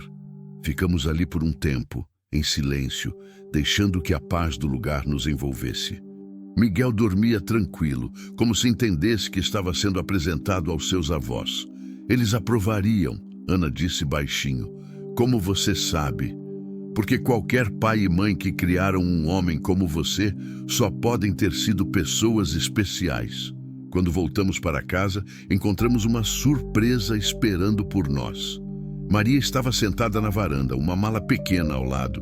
Meu coração deu um pulo. Não via Maria há 3 anos. Oi, João, ela disse, se levantando. Maria, o que você está fazendo aqui?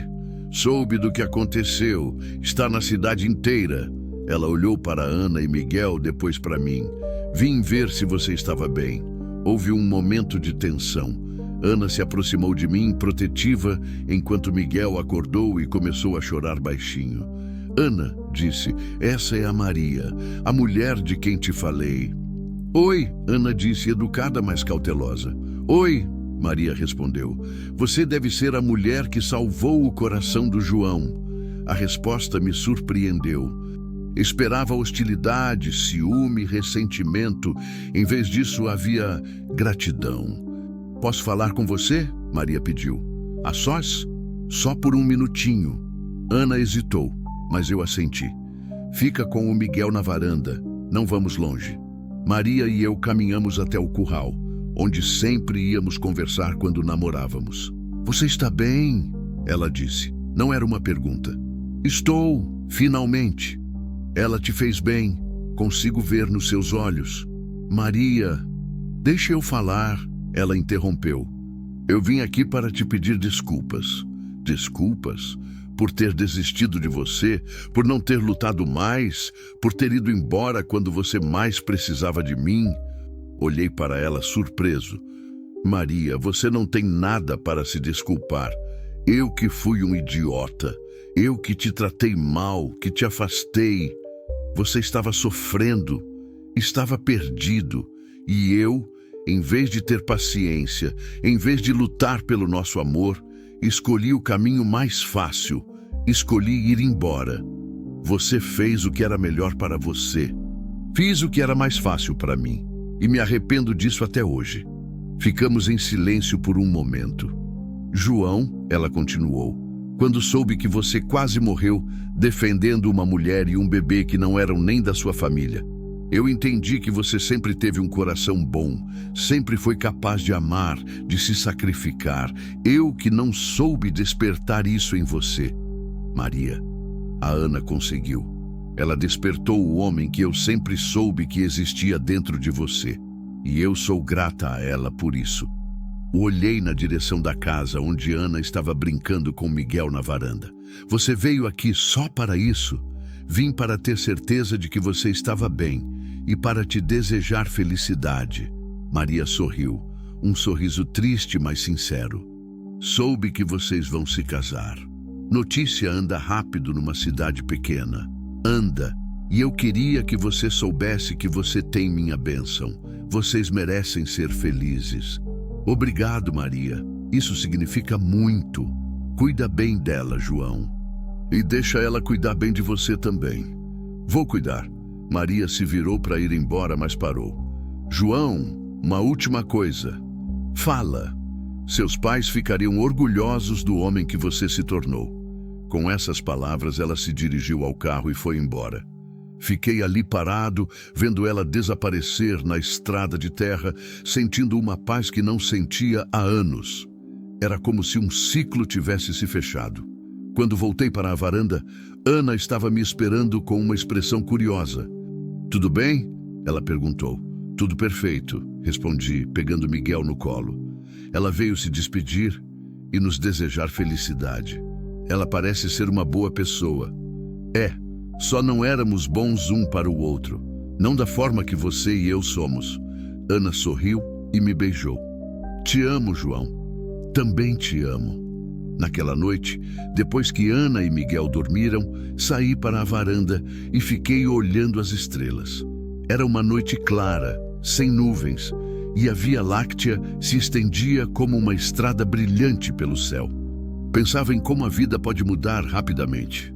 Há um mês, eu era um homem solitário, amargurado, vivendo apenas por viver.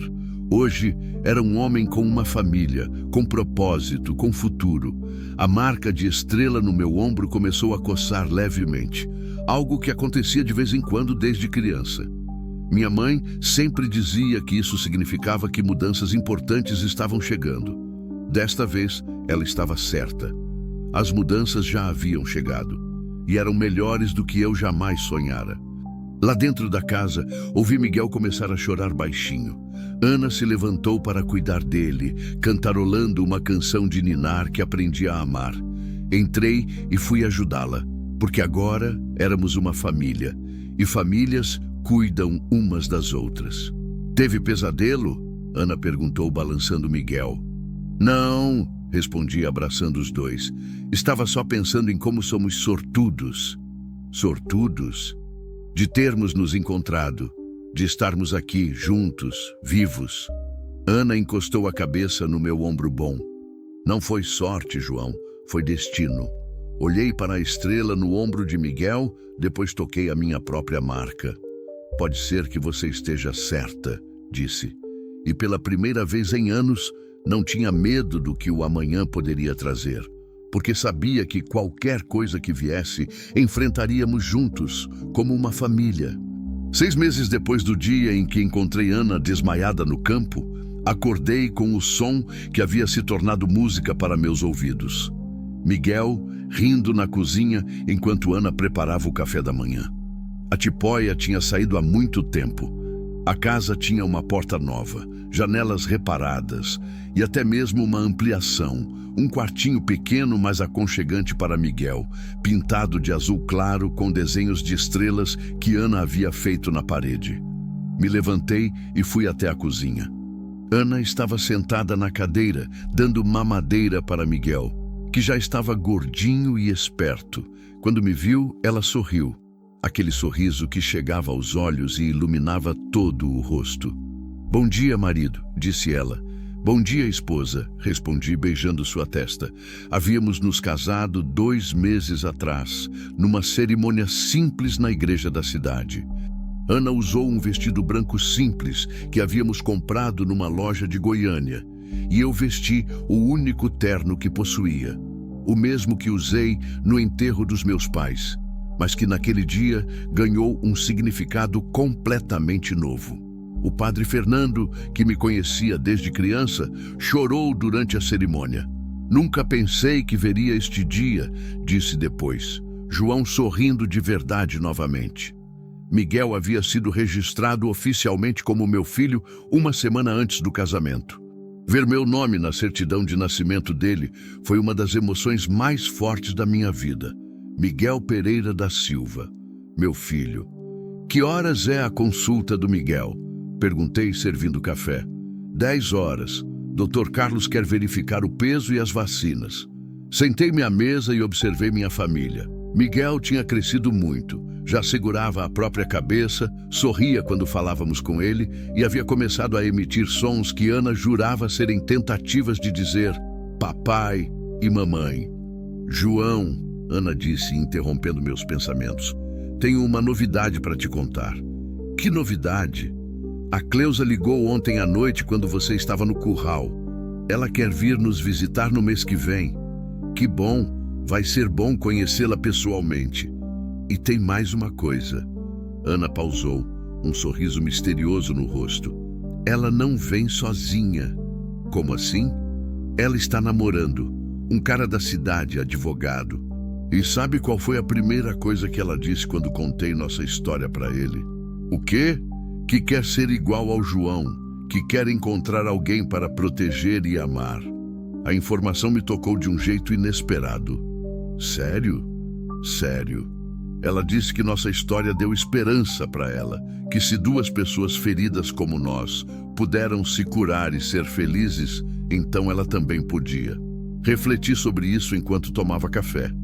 Em 6 meses, não tinha pensado muito no impacto que nossa história poderia ter em outras pessoas. Para mim, tinha sido apenas sobre sobrevivência, sobre encontrar amor quando menos esperava. Ana, disse depois de um tempo, você acha que a gente fez a diferença? Na vida de outras pessoas, quero dizer. Fez. A Cleusa não é a única. O padre Fernando disse que nosso casamento inspirou outras pessoas da cidade. O Sebastião, o carteiro, disse que nossa história o fez ligar para a filha dele, que não falava há anos. Como assim? Ele disse que se um fazendeiro solitário podia abrir o coração e construir uma família, então ele também podia tentar se reconciliar com a própria família. Miguel terminou a mamadeira e Ana o colocou no ombro para arrotar. Enquanto fazia isso, ela continuou. Sabe o que mais? Dr. Carlos disse que tem visto mais casais procurando adoção desde que soube da nossa história. Pessoas que nunca haviam considerado criar filhos que não fossem biologicamente seus. A ideia me surpreendeu. Mesmo. E tem também a dona Margarida, da padaria. Lembra dela? Lembro. Ela me contou que agora, toda vez que vê alguém pedindo comida na porta da padaria, ela não só dá o pão, ela conversa, pergunta se a pessoa precisa de trabalho, oferece ajuda. E antes ela não fazia isso. Antes ela dava o pão e mandava a pessoa embora rapidinho. Disse que nossa história a fez pensar sobre como um gesto simples pode salvar uma vida. Fiquei em silêncio, processando tudo isso. Nunca havia imaginado que nossa jornada pudesse tocar tantas pessoas, inspirar tantas mudanças pequenas, mas significativas. João, Ana continuou, tem uma coisa que venho pensando há algum tempo. Fala. E se a gente contasse nossa história? De verdade, quero dizer. Escrevesse, publicasse. Por quê?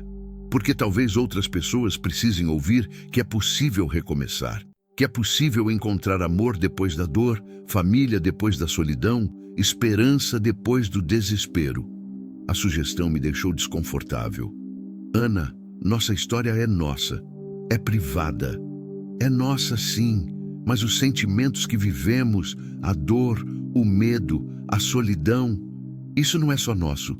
Milhares de pessoas sentem isso todos os dias. Miguel arrotou e Ana sorriu, balançando-o delicadamente. Pensa, ela continuou. Quantas pessoas estão lá fora se sentindo como você se sentia antes de me encontrar? Ou como eu me sentia vagando pela cidade, invisível para todo mundo? A pergunta me atingiu forte. Quantas pessoas realmente estavam passando pelo que passamos? Quantas estavam presas na própria dor, achando que não havia saída?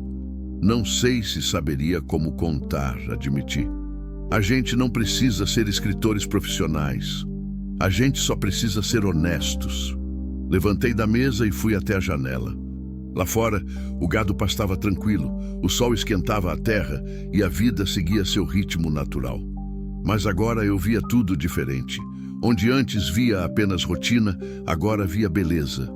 Onde antes via apenas solidão, agora via paz. Ana, disse, me virando para ela, você realmente acha que nossa história pode ajudar alguém? Tenho certeza. Porque se alguém me contasse uma história como a nossa quando eu estava perdida na cidade, talvez eu não tivesse chegado tão perto de desistir. E se as pessoas não acreditarem? Se acharem que é fantasia demais? Ana riu. João, nossa vida tem marca de nascença igual, salvamento de cobra, tiroteio na fazenda e um final feliz. Se fosse inventado, seria fantasia mesmo, mas é real. E isso faz toda a diferença. Peguei Miguel no colo. Ele me olhou com aqueles olhos grandes e curiosos e toquei delicadamente a estrela no seu ombro. O que você acha, campeão? Perguntei para ele. A gente conta nossa história para o mundo? Miguel balbuciou alguma coisa que soou como aprovação. Acho que ele concordou. Ana riu. Passei os dias seguintes pensando na sugestão de Ana. Quando fomos à cidade para a consulta de Miguel, prestei mais atenção nas pessoas ao redor. Vi um homem idoso sentado sozinho no banco da praça, olhando o movimento com os olhos vazios. Vi uma jovem mãe pedindo dinheiro na frente da farmácia, com um bebê no colo e vergonha no rosto. Vi trabalhadores voltando para casa com a postura curvada pelo cansaço e pela vida difícil. Quantas dessas pessoas estavam perdidas como eu estive? Quantas precisavam ouvir que era possível recomeçar? Ana, disse quando voltávamos para casa, vamos fazer isso. Vamos contar nossa história. Sério? Sério, mas com uma condição. Qual? A gente conta a verdade, toda ela. A parte feia, a parte dolorosa, a parte que não queremos lembrar. Por quê? Porque é a parte feia que faz a parte bonita ter significado. Se a gente só contar o final feliz, vai parecer conto de fadas. Mas se contarmos a dor verdadeira, o medo verdadeiro, a luta verdadeira, aí sim as pessoas vão ver que é possível. Ana segurou minha mão livre enquanto eu dirigia. João, você sabe que isso significa reviver tudo, né? Os piores momentos, as piores dores. Sei, mas também significa mostrar que dor não é sentença perpétua, que solidão não é destino, que todo mundo merece uma segunda chance de ser feliz. Começamos naquela mesma noite. Ana pegou um caderno velho e começou a escrever, enquanto eu ditava. Começamos pelo dia em que encontrei ela no campo, mas logo percebemos que precisávamos voltar mais atrás. As nossas infâncias, as nossas feridas, aos caminhos tortuosos que nos levaram àquele encontro. Levamos 3 meses para terminar. 3 meses revivendo cada emoção, cada medo, cada momento de dor e cada instante de alegria. Houve noites em que paramos de escrever porque era pesado demais. Houve dias em que Ana chorava lembrando da fome e do desespero. Houve momentos em que eu precisei sair de casa para não sentir novamente a raiva que senti quando Márcio ameaçou minha família. Mas também houve momentos mágicos, quando Ana relembrou a primeira vez que se sentiu segura nos meus braços. Quando eu descrevi o momento em que vi Miguel pela primeira vez. Quando reconhecemos que tudo, cada dor, cada lágrima, cada momento difícil, havia valido a pena porque nos trouxe até aqui. No dia em que terminamos, sentamos na varanda ao pôr do sol, Miguel dormindo no colo de Ana, e relemos tudo do início. É uma história bonita, Ana disse. É nossa história, corrigi, e agora é de quem precisar ouvir. 1 ano depois, o livro foi publicado por uma editora pequena de Goiás. Não esperávamos nada além de talvez ajudar algumas pessoas da nossa região. Mas em poucos meses começaram a chegar cartas. Cartas de pessoas de todo o Brasil que haviam lido nossa história e encontrado esperança nela. Uma mulher de São Paulo que tinha perdido o marido e achava que nunca mais seria feliz. Um homem do Rio Grande do Sul que vivia isolado desde a morte da mãe. Um casal de Recife que havia desistido de ter filhos e decidiu adotar depois de ler sobre Miguel. Cada carta que chegava era uma confirmação de que Ana estava certa. Nossa história não era só nossa. Era de todos que já se sentiram perdidos, abandonados, sem esperança. João, Ana disse uma manhã, enquanto lia uma carta que acabara de chegar. Escuta isso. Era de uma jovem de Salvador. Oi, Ana e João. Meu nome é Fernanda, tenho 22 anos e estava planejando desistir de tudo quando uma amiga me deu seu livro para ler. Estou grávida, sozinha, sem família, dormindo na rua há 2 semanas. Quando li sobre a Ana implorando por um pedaço de pão enquanto a cidade seguia correndo, me reconheci completamente. Quando li sobre o João escolhendo proteger em vez de julgar, chorei por horas. Vocês me mostraram que ainda existe bondade no mundo, que ainda existe gente disposta a estender a mão. Por causa da história de vocês, decidi procurar ajuda em vez de desistir. Estou escrevendo de um abrigo onde me acolheram. Meu bebê vai nascer em 3 meses e agora eu sei que vamos ficar bem. Obrigada por dividirem sua dor e sua alegria conosco. Salvaram 2 vidas. Ana terminou de ler com lágrimas nos olhos. 2 vidas, ela repetiu. João, nossa história salvou 2 vidas. Que a gente saiba, corrigi. Provavelmente salvou muito mais. Miguel, que agora tinha 1 ano e meio e já caminhava pela casa, apareceu na cozinha segurando um brinquedo e balbuciando algo que soava como uma música. Bom dia, meu amor, Ana disse, pegando-o no colo. Papai, Miguel disse claramente, estendendo os bracinhos para mim. Eram palavras que nunca cansava de ouvir. Palavras que significavam que eu tinha conseguido, que tinha me tornado o pai que ele merecia, o homem que meus próprios pais queriam que eu fosse. Bom dia, campeão, disse, pegando-o no colo. Miguel tocou a estrela no meu ombro, algo que fazia com frequência, como se entendesse que aquela marca nos conectava de uma forma especial. João, Ana disse, observando o gesto do menino. Às vezes, eu penso se as estrelas realmente significam proteção, como sua mãe dizia. Você acha que significam? Acho que significam que algumas pessoas nascem destinadas a se encontrar, a se salvar mutuamente. Olhei para Miguel, depois para Ana, depois para a casa que se transformara num lar verdadeiro. Sabe de uma coisa? Disse. Acho que você está certa. Naquela tarde, decidimos fazer algo que se tornara tradição nossa. Fomos ao lugar onde tudo começou. O campo onde encontrei Ana, onde Miguel nasceu, onde nossas vidas se cruzaram de forma tão inesperada. A área estava diferente agora. Tinha plantado algumas árvores ali, criado uma pequena cerca, transformado o lugar num tipo de jardim. Ana havia sugerido que fôssemos ali todo mês para lembrar de onde viemos. Miguel, Ana disse, colocando o menino no chão para que pudesse andar. Foi aqui que você nasceu. Miguel não entendia as palavras, mas parecia gostar do lugar. Correu entre as árvores pequenas, riu quando achou uma borboleta, ficou fascinado com as flores que Ana plantara. João, Ana disse, se encostando em mim, se você pudesse voltar no tempo, mudaria alguma coisa? Da nossa história, de tudo, sua vida toda. Pensei na pergunta, mudaria a morte dos meus pais? Claro. Mudaria a dor que carreguei por tantos anos? Sem dúvida. Mudaria o sofrimento que Ana passou nas ruas da cidade? Absolutamente. Mas mudaria o caminho que nos trouxe até aqui? Não, respondi depois de pensar bem.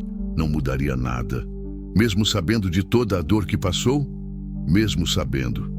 Porque foi a dor que me ensinou a valorizar a alegria. Foi a solidão que me ensinou a valorizar a companhia. Foi a perda que me ensinou a valorizar o que tenho. Ana assentiu, compreendendo. Além do mais, continuei, se eu não tivesse passado por tudo que passei, talvez não estivesse cavalgando por este campo naquele dia. Talvez não tivesse encontrado você. E se eu não tivesse passado por tudo que passei, talvez não estivesse aqui para ser encontrada. Miguel tropeçou e caiu sentado na grama. Em vez de chorar, ele riu, se levantou sozinho e continuou explorando. Olha só, Ana sorriu. Já aprendeu que cair não é problema. O problema é não levantar. Filho inteligente, disse orgulhoso. Filho nosso, Ana corrigiu. Ficamos ali até o sol começar a se pôr. Miguel acabou dormindo no meu colo, cansado da exploração. Ana segurava minha mão livre e os três observávamos as cores do céu mudarem de azul para laranja, depois para rosa. João, Ana disse quando começamos a caminhar de volta para casa. Você acha que existem outras pessoas por aí que precisam se encontrar? Como nós nos encontramos? Tenho certeza que sim. E você acha que elas vão conseguir? Olhei para o céu, onde as primeiras estrelas começavam a aparecer. Pensei em todas as cartas que recebemos, em todas as pessoas que nossa história tocou, em todos os encontros que talvez tivessem acontecido porque alguém decidiu estender a mão em vez de passar direto. Acho que sim, respondi. Porque o mundo pode parecer indiferente às vezes, mas ainda tem muita gente boa. Gente disposta a ajudar, a acolher, a amar, como você, como nós, corrigi. E como cada pessoa que leu nossa história e decidiu fazer diferente. Decidiu parar para ver quem está precisando de ajuda. Decidiu acreditar que todo mundo merece uma segunda chance. Chegamos em casa quando a noite já havia caído completamente. Colocamos Miguel no berço. Ele nem acordou durante a troca de roupa. Depois, sentamos na varanda como fazíamos todas as noites, observando as estrelas e planejando o dia seguinte. João, Ana disse, a cabeça no meu ombro. Obrigada. Pelo quê? Por ter parado naquele dia. Por ter decidido ajudar em vez de passar direto. Por ter me mostrado que ainda existem pessoas boas no mundo. Obrigado você, respondi. Por ter me mostrado que ainda valho alguma coisa. Que ainda posso fazer diferença na vida de alguém. Você faz diferença todos os dias. Nós fazemos diferença, juntos. Ana sorriu e fechou os olhos, relaxando no meu abraço. João? Te amo. Também te amo. Era uma troca simples, que repetíamos todas as noites, mas que nunca perdeu o significado. Porque sabíamos de onde viemos. Sabíamos o preço da solidão, da dor, do abandono, e sabíamos que o amor que tínhamos encontrado era precioso justamente porque sabíamos como era viver sem ele. Lá dentro da casa, Miguel começou a fazer barulhinhos no sono. Os sons felizes de uma criança que sonha em segurança, cercada de amor. Ele está sonhando, Ana sussurrou. Com o quê, você acha? Com o futuro, com todas as possibilidades bonitas que a vida dele ainda vai ter. Olhei para as estrelas uma última vez antes de entrarmos. Entre elas, consegui encontrar a constelação que minha mãe me mostrou quando criança. A mesma que disse dar sorte para quem nasceu com marca de estrela. Ana, disse apontando para o céu, vê aquela constelação ali? Qual? Aquela em forma de casa.